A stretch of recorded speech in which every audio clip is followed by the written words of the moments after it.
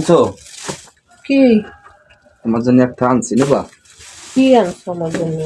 এই তোমার কানটা খালি, মেলা দিন ধরে আমি দেখতেছি। এই কানের টানছি তোমার জন্য, দেখছো? তোমার কানের তান দিকে ডাকইছে।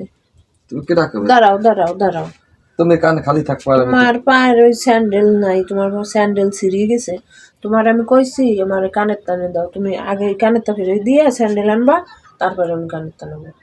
আরে কানের তা তোমার কান খালি ভালো দেখা যায় না?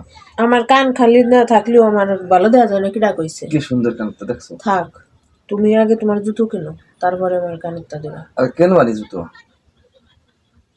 তুমি এত চিন্তা না, জুতো আমি কেন মানি? না, এই জোরে একটু তালি তুলি দিয়ে আর কদিন পাই দিতে পারি। তো যে কদিন তুমি তালি দিয়ে ভাই দিবা সেই কদিন আমার কান খালি থাকবে। যা, কান খালি থাকলে ভালো দেখা যায় না? যাই বলো, ভালো দেখা যায় না। ভালো দেখা যায়।